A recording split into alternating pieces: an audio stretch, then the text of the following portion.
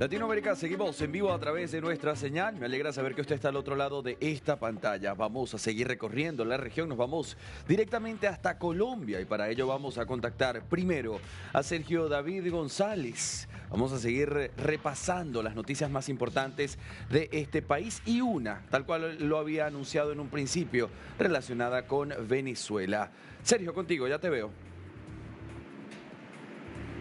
Así es, Andy, qué bueno volver aquí a la señal de DNews transmitiendo en vivo desde la ciudad de Bogotá.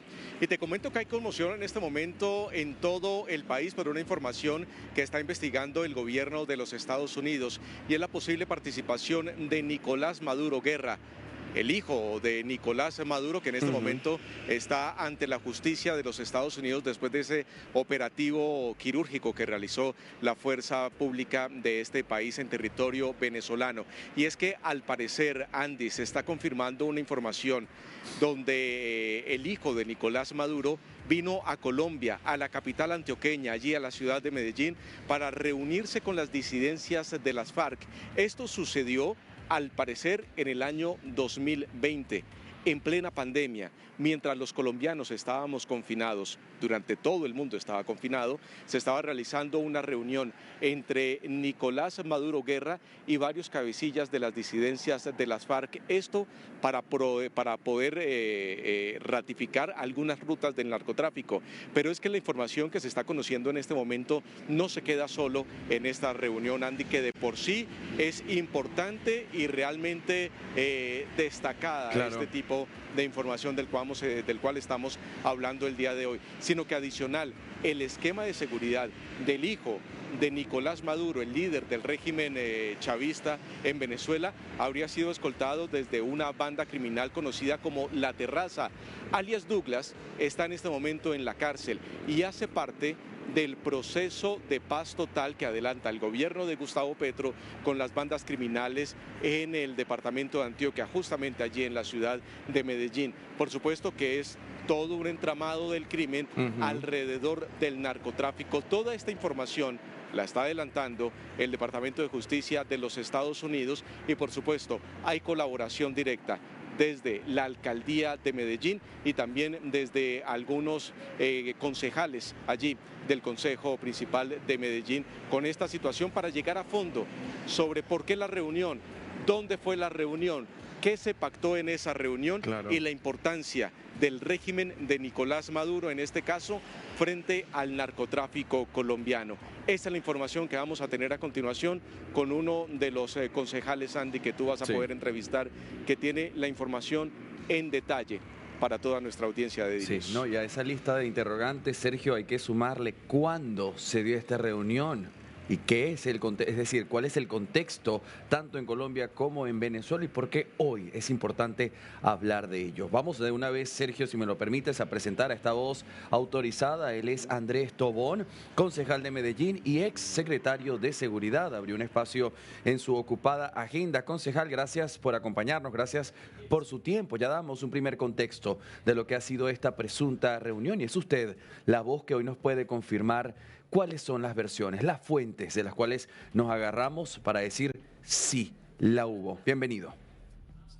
Andy, un placer, muchas gracias por el espacio, pues por supuesto, preocupados, pero también en algún sentido no sorprendidos por la información que ha revelado el Departamento de Justicia de la Oficina del General Attorney sobre esta posible reunión entre Nicolás Ernesto Maduro, el hijo del dictador Maduro, hoy capturado y en poder de las autoridades norteamericanas, y las disidencias de las FARC en la ciudad de Medellín, supuestamente para negociar cargamentos de droga a cambio de armas para combatir a los colombianos aquí mismo en nuestro país. Mire, la información que entrega el gobierno norteamericano a través de su fiscalía, de alguna manera de su oficina de justicia, está consignada de manera plena en este escrito de acusaciones del indictment.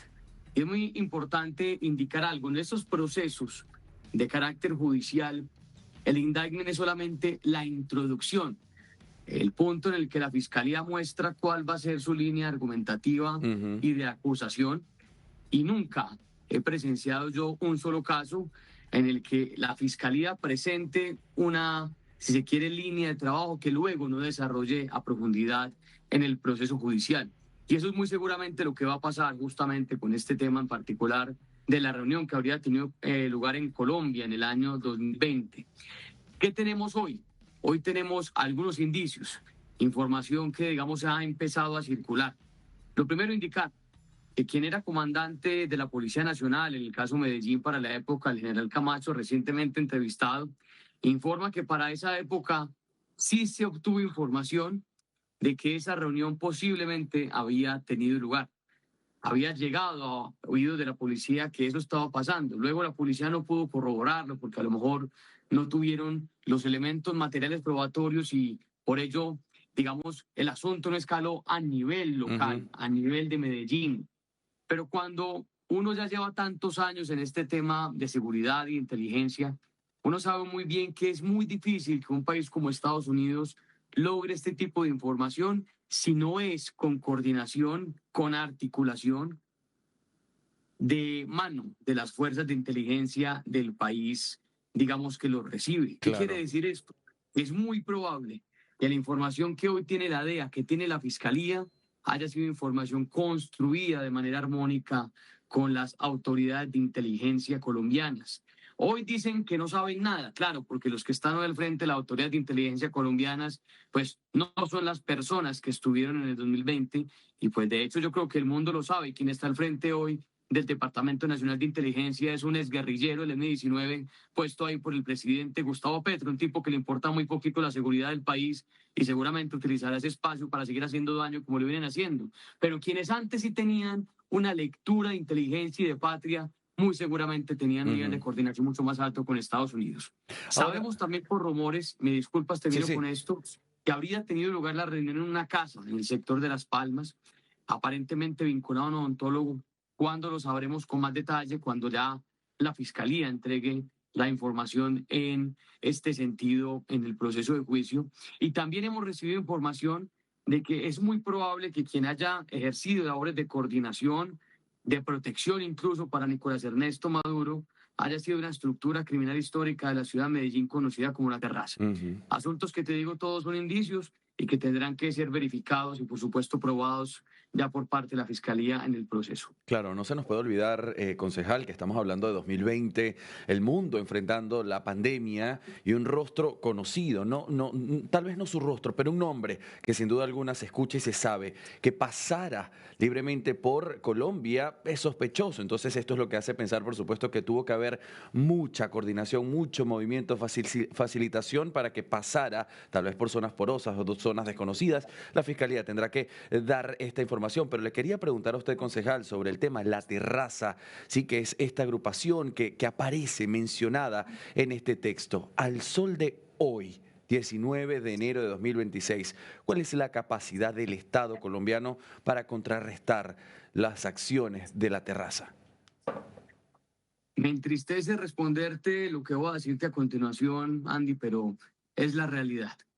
El Estado colombiano, hasta la llegada del ahora presidente Gustavo Petro, venía ganando la guerra en contra de este tipo de estructuras criminales. En el momento en el que Federico Gutiérrez era alcalde y yo lo acompañaba como secretario de Seguridad de Medellín, logramos unos golpes muy contundentes de la mano de la policía y la fiscalía, que recuerda son instituciones nacionales aquí en Colombia, que tenían una lógica de persecución absoluta en contra de estos tipos. A La Terraza no solamente se le capturó por parte de la fiscalía toda su estructura de mando de Douglas hacia el último coordinador, sino que también se le hizo un proceso muy importante de extinción de dominio en Medellín que superaba los 100 millones de dólares en bienes, en propiedades y demás. Está en una ruta muy importante, por fin, de pérdida real de poder, porque es una estructura criminal que funciona lastimosamente desde los años 80, diferentes capítulos, pero funciona desde los años 80. Hoy, el principal cabecilla, líder de La Terraza, que antes estaba por fuera de cárceles de Medellín, que estaba aislado, hoy está en la mesa de paz de Itagüí, esa mesa de paz que montó el gobierno nacional, en condiciones por muchos denunciadas que parecen más a las de un hotel que a las de una cárcel de máxima seguridad. Luego me toca responderte a tu pregunta diciendo que si bien el Estado en términos de capacidades reales, si quisiera, podría combatir este tipo de estructuras, desde hace más de 3 años no lo hace. Claro. Ahora, estamos hablando de que si se confirma esta reunión, esto implicaría que hubo actores estatales o semiestatales de Venezuela y grupos armados desde Colombia. ¿Cómo queda de confirmarse esta reunión la frontera colombo-venezolana? No, yo creo que aquí hay un asunto que nos toca a todos admitir, y es que la frontera entre estos dos países hermanos es una frontera absolutamente porosa. Ujú. Quien se atreva a decir que es una frontera controlada, que es una frontera que tiene capacidad de vigilancia por parte del Estado colombiano, incluso por parte del Estado venezolano, si así quisiera, pues miente descaradamente. La realidad de nuestra frontera, desde los Santanderes hasta el Orinoco, es que definitivamente tenemos una porosidad que es muy difícil de controlar. Luego, eso es lo que justifica de manera tan contundente la imposibilidad de negar que haya entrado Nicolás Ernesto Maduro, el príncipe, Ujú. aquí a nuestro país. Puede que no haya quedado en los registros migratorios, eso es cierto. Como cientos de miles de ciudadanos que no han quedado en registros migratorios y que están aquí o allí, ¿cierto? Sí. Y mucho más. Si este proceso se dio, pues como lo decías muy bien en tu intervención, seguro se dio en un marco de coordinación muy específico, de tiempos, de horas, de vehículos, de recorridos muy específicos que seguramente tenían la intención plena de pasar por debajo de las narices del Estado. Ahora, el concejal, desde los Estados Unidos, desde la operación de inteligencia, se habla de que también allí se habló sobre temas de tráfico de drogas, tráfico de cocaínas, tráfico de armas. Entonces, si esto es cierto, ¿cómo podemos catalogar todo este movimiento? ¿Como una reunión de crimen organizado? ¿Como una reunión de terrorismo transnacional? ¿Política de Estado? ¿Dónde entra esto, concejal? Yo creo que es una sumatoria de diferentes adjetivos y categorías que acabas de indicar. Uno, por supuesto, que es una reunión de narcotráfico. Lo que sabemos es que estaban negociando cargamentos de droga, digamos, o bien sea entregados por las FARC, o bien sea negociados por las FARC, o bien sea trabajando en este proceso de cambio y seguridad de rutas por las FARC, a cambio, dice la Fiscalía Norteamericana, de entrega de armas. Entonces, lo primero, sí, narcotráfico. Pero segundo, bien lo acabaste de indicar, terrorismo internacional, porque es que las FARC son un grupo terrorista que se ha encargado Ujú. de asesinar, extorsionar, desaparecer, desplazar forzosamente durante décadas a millones de colombianos. Luego, si un Estado como el Estado venezolano, en este caso un gobierno corrupto como el gobierno criminal de Nicolás Maduro, negocia con una estructura terrorista para entregarle armas a cambio de drogas, lo que está haciendo es financiando el terrorismo internacional. Son varias categorías que en este caso en particular se juntan para convertir el peor de los males posibles para nuestro país y, por supuesto, para nuestro país hermano Venezuela. Claro. Ahora, concejal, quiero volver un poco atrás, al inicio de todo esto. Estamos hablando que esto fue 2020 y hoy, 2026, 6 años más tarde, esto sale a la luz. Quiero que me indique cuál fue ese disparador, esa primera señal de que esta reunión existió y posteriormente la investigación que nos llevó hasta hoy tener que hablar al respecto. ¿Cómo comenzó todo? Mire, no es la primera vez que se escucha en Colombia sobre la realidad, digamos, de vinculación del Ujú. régimen del cartel de los soles con el narcotráfico.